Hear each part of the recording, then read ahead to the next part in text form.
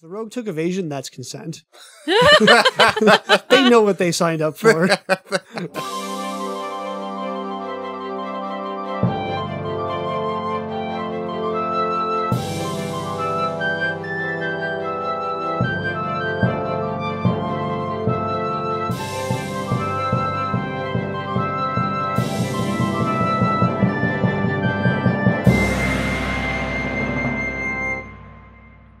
Welcome to Tabletop Finds, brought to you by the Tabletop Travel Guide. Yeah. So this week we're doing spells. Spells. For all of your magical needs. No specific category of spells, just all 4 spell lists looped into one giant bucket. I think we're going to hit every topic of Tabletop Finds and then dive into more details Yeah. at some point. Yeah. But all spells. All spells. It's great. And Tyler and I already discussed we did not pick one of the same spells. Yeah. But they wanted to. But we wanted to. We both wanted to. So, Sam, if you want to go first. Okay, so I have 3 spells because I couldn't decide what I wanted, but they're all different. So you can start us Okay. and then finish. Okay. Because you can go first and then we'll do 2. Oh, yeah, like the do and then, yeah. Oh. Yeah. Yeah. That works. Okay, perfect. I'm glad that being Or we'll cut it in post. I mean, extra overprepared helped. For our Patreons only, you get the one spell that Sam wanted to talk about. That's very rude. Okay. So for my first spell, I started with my lowest level 1. So it is a level 1 spell. This is Hydraulic Push. Ooh. okay. It is on the Arcane and the Primal list. It is range of 60 feet, targets a person or an object. Okay. And basically what happens is you throw a big blast of pressurized water at a person or object. They get bludgeoning damage and they get knocked back. I really like this spell because 1, you do damage, and 2, you can like utility use it to move people around the field. Fun times in a campaign, I used it to knock someone off of a cliff. I don't think it was a tall cliff. I think it was maybe 30 feet. We were like in a quarry or something. Yeah. But You did that, and then in a different campaign, I've used that one to knock people off horses, which Ryan allowed. I wasn't sure if it was fair, but it's a good spell. yeah, I really like it for utility and a slow level, so it's easily accessible, and I feel like you can just use it in some really fun ways. Well, it just feels like that's like when I think of spells that are basically Avatar: The Last Airbender. Oh, yeah. Like, that is one of them. Just like, water push. Yeah, that's a good one. Nice low level. Got some good damage, too, for when you get it. Just easing us in. Yeah. Nice. Nice. Okay. So my first spell is also kind of a offensive, defensive type spell. So it is level 3. It is called Gravity Well. Gravity Well. Gravity Well. It is on the Arcane and Occult Traditions. It is 2 actions. It has a range of 120 feet, and it's a 30-foot radius burst. So what it does is you throw out that burst, and then all creatures and unsecured objects in the area move towards the center of the burst. It's a black hole. Yeah. So depending on the reflex saving throws, and it's basically forced movement. So if you succeed, you move 5 feet. If you fail, you move 15. If you crit fail, you move 30 feet. As an offensive thing, it doesn't do any damage, but it kind of can consolidate enemies in case you want to like pull a bunch of people in and then nuke them or something. But the reason I picked this is I have used this in the past as a get your allies out of jail free card too. Oh, yeah. Pull your friends. So this is, your mileage may vary based on your GM because there aren't like rules as written rules about auto-failing checks. There are a few spells that let you auto-fail, but like there's no just blanket statement. Right. The consensus is most people say like if it's like a reflex save, you can just choose to fail. Yeah.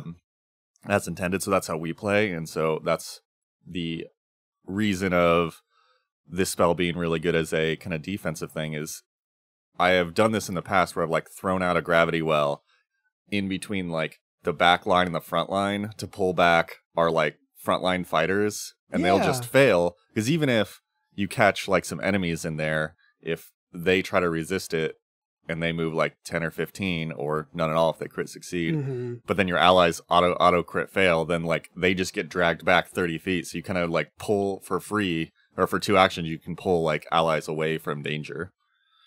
Yeah. Have we ever tried to set up like a grease trap with this or something? Because that feels like, or like an on the floor spell, like put something down and then gravity well them into the thing. That would be smart battle tactics, Ryan. Yeah, that'd be cool. We haven't.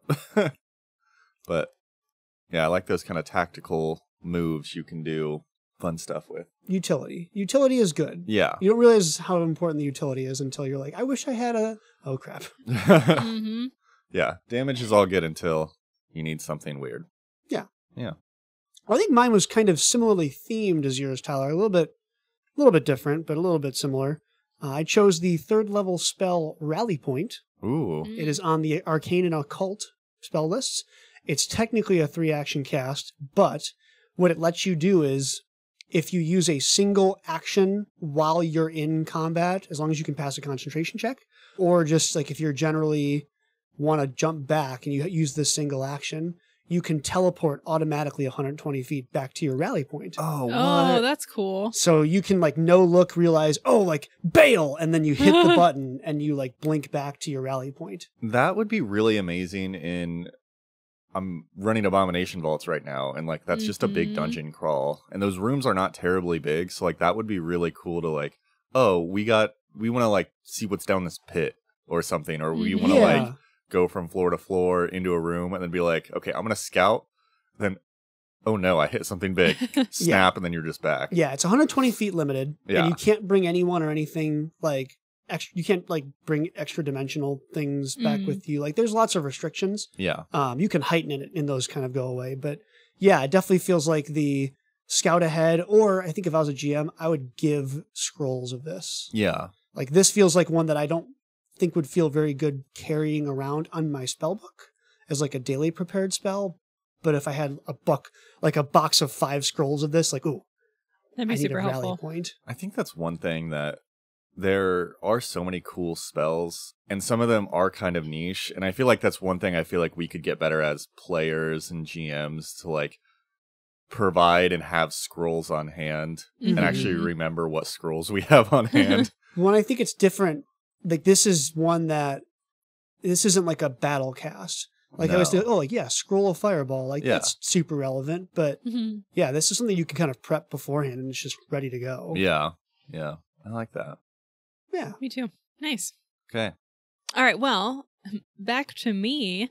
So for my second spell, I am jumping up to a level 5 spell. This one is a reaction cast because I wanted to have some variety in those spells I chose. This one is called Drop Dead, which I will explain. So it's on the Arcane and the Divine lists, 120 feet, and targets 1 creature up to a minute.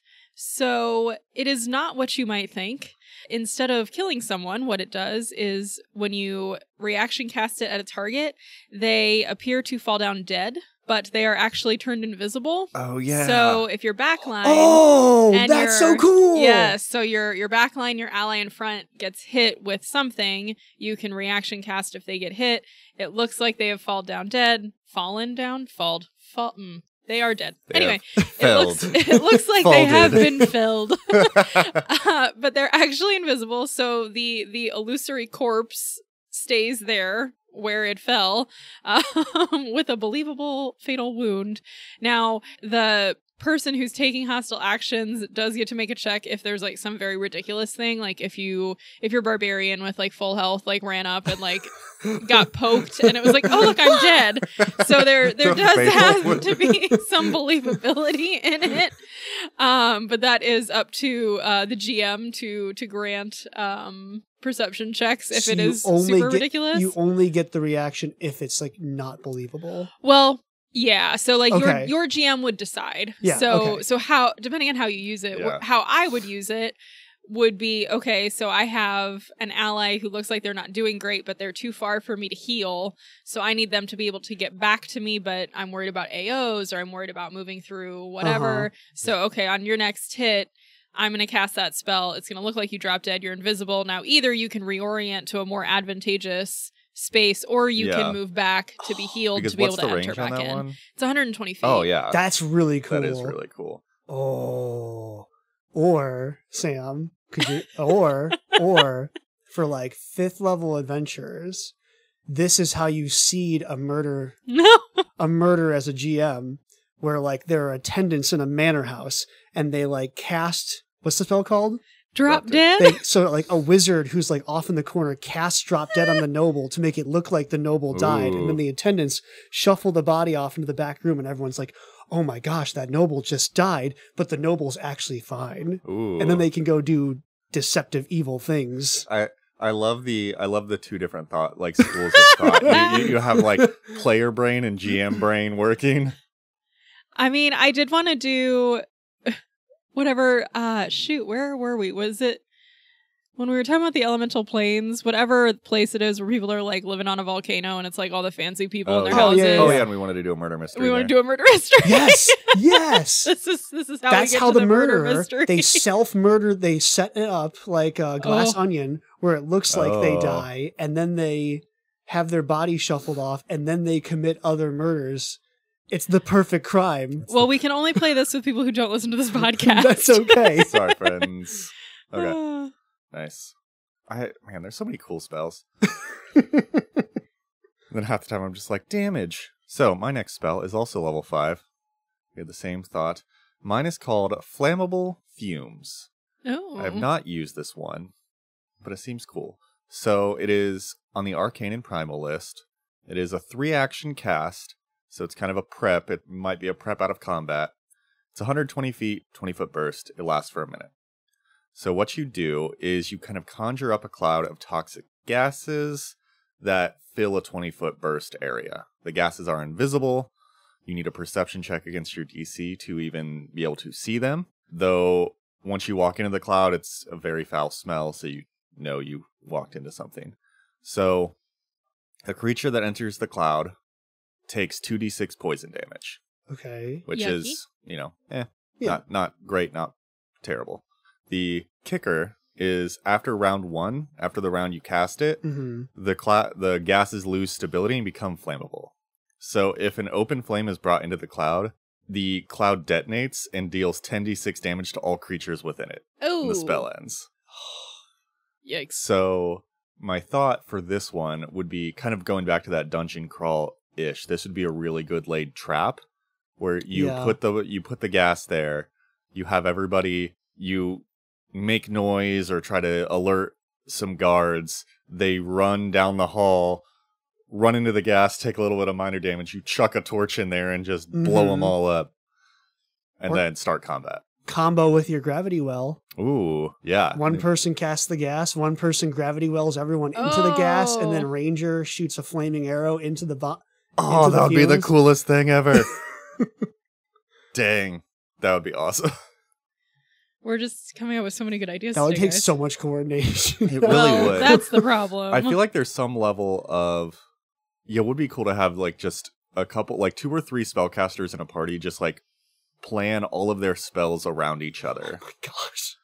Or stuff. Like, I feel like there's the level of checkers is picking all your own stuff and then being like, we'll see what happens in the party. Chess is like, okay, how do we build this party in a way that makes sense? And like marshals kind of fighting together. And then you hit like 3D chess of like, how do all the spells work together with all what the marshals are doing and everything? I feel like my biggest complaint whenever I play spellcasters and we have all this other stuff going on is if you do not go first in initiative, then inevitably all the melee people run into the middle right where you're like, well, now I can't do my area of effect spell, or I can't do... The dog is just like sneezing all over the place. This is fine. If you can hear our dog sneezing, we apologize. Yes, she's very cute, even when she sneezes. But anyway, like, it's just so hard to finagle all of that because you either have to have like a game plan ahead of time with the party of like, do not run into the middle where I'm going to put a poisonous gas cloud.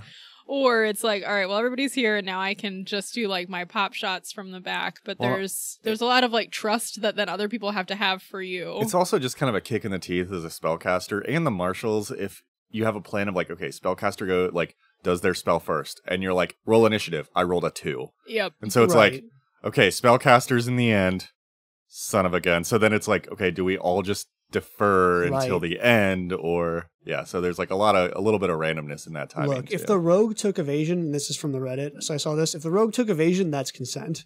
They know what they signed up for. You can throw that fireball in there. There's literally a cloak called the Backfire Mantle. Oh, I had to take that in one of our campaigns because I kept getting hit with stuff. No, I gave it to you guys in the campaign where our druid picked it was his first character, and like at one point I looked at his character sheet and it was just like fireball. It's just all fireball, which is a valid strategy. That's a totally valid strategy. Yeah.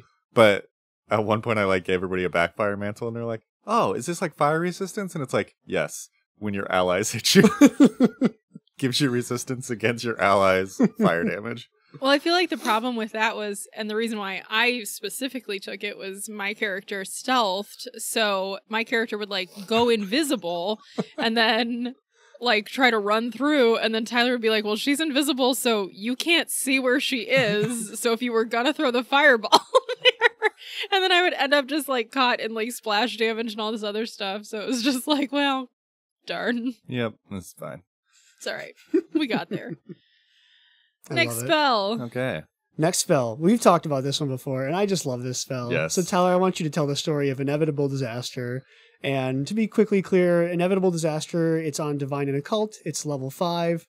60-foot range, target 1 creature, 2 actions. So, Tyler, tell us about what happened with Inevitable Disaster. One of my peak campaign sessions, because it was me and another guy who was new. So it was his first campaign as a character, and like there was a session where only me and him were available. So 2-person sessions are great. 6 of us, yeah. So we were trying to interrogate some people of the Whispering Way, which is the people who are all about Tar-Baphon and whatnot. And so we interrogate the first guy, and like he seems just kind of not into it, and so we like just fake hurt him, and then just kind of like knock him out and be like, he'll be fine later. Yeah. Like, nothing too big. Yeah. Next person, we like walk in. They heard the screams of the first guy, the fake screams, and that guy had no like qualms about being a Whispering Way, and he's like hated everybody, so we just killed the guy. Yeah. And the best part about this is we kept crit succeeding on all of our checks. So like he was a Laughing Shadow Magus who had like fear, and so he like the guy crit failed on his fear check. So he's like bloody vampire type looking. I'm like old bard type guy. We're just doing our intimidation thing. Well, Amric was like Van Helsing. Yeah, he really was. So then we get to the last person, and he is going to give us nothing, and then Ian crit succeeded on something, your guy crit failed on something, and then he just gave us all of the information. And so then, as the last, like, I'm done, I cast Inevitable Disaster. And I'm like, Ryan, it's all you. And so I look at Ian. I'm like, okay, our job is done. And he's like, are you not going to kill the guy? I'm like, wait for it. Yeah, and so at this point, they had been also like, there's a guard just like hanging out. And they'd been like chummy with the guard. And the guard's like, hey, man, you guys are doing a great job. And he like asks the same question, like, oh, aren't you going to like kill this guy? And then a carriage happened to blast through the wall of the prison and crushed this poor... With a bell. With a bell. It like fell off and crushed this poor dude. Yeah. And the guard was like, oh, they're the most amazing vampire hunters I've ever seen. It's just such a good spell that lets the GM just have fun with like how damage happens. It's like not... I think it's going to be tough to use in like active combat. Yeah. Because it's 1d4 rounds later. Yeah. So I feel like for most combats, that's a risk you're probably not willing to take, that 4 rounds later something good might happen. That's a spell you cast at the beginning. Like you say 1d4 rounds, like you cast it and then start combat and then just see what happens. And then it's 4 rounds and the combat ends at 2 rounds. I mean, 2 rounds later. That's a risk. That's true. Yeah. Such a good spell. Such a good spell. Yeah, so what happens, like, if you cast it at the beginning, and then it's 3 rounds, but then you take out the person in 2, like, does something inevitably happen to their corpse? So, I mean, I think rules as written, the spell just doesn't go off. Yeah. Rule of cool, a small quake or like a small rift opens in the earth and the body just drops into it. Or Okay, that'd be funny. Yeah, I think something... A piano falls on it? Yeah, something nowhere. random. Yeah, a catapult from outside the walls, like, misfires and shoots a rock and it hits the body. Yeah. Like, something I think happens thematically. I think that would be funny, because then your spellcaster is like, see? I did it. It worked. Did it. Yeah, right as someone's looting the body. Oh, no. You loot the body and you're like, oh no.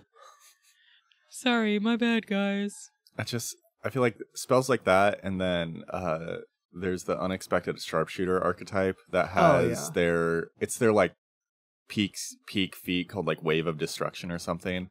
And basically, like, mechanically, you shoot somebody 30 feet away, and then you roll an attack against everybody, like, other enemies up to just, like, kind of an infinite amount 30 feet away from everybody else. So you'd be like 30, then 60, then 90, then whatever. And so you're just rolling your attacks. But flavorfully, what's happening is like, oh, you shoot a lantern that starts a fire that does fire damage to the first and then guy. that guy, like, drops his dagger and it falls on that guy's foot. And then... like, that guy's scream bumps into a pillar, knocks down 2 houses, and then hits the 3rd guy. And then it's just like a wave of destruction is happening. I like that. Yeah. All right, Sam, you want to close us out with spell number 3? All right. I am closing us out with my... I don't know if I want to call it my favorite spell, but it is definitely in my personal top 5 favorite things to use. This is Tabletop Sam Guide's top spells. The best spells to use in your new year. Anyway, all right. So the spell that I have chosen is Eclipse Burst. Oh, I know. This is my favorite. Tyler as a GM's least favorite spells. It's funny how that works. This is a spell level 7. It is on the Arcane, Divine, and Primal list, so 75% of people could use it. It is a 500-foot range and a 60-foot burst. It requires a saving throw when people are hit with it. So what happens is you throw out a globe of freezing darkness that explodes, dealing 8d10 cold damage and 8d4 negative damage to the living creatures in that 60-foot burst. The fun part about it is that when everybody makes those reflex saves, if they crit fail, they are also blinded. For an unlimited duration. Oh, no.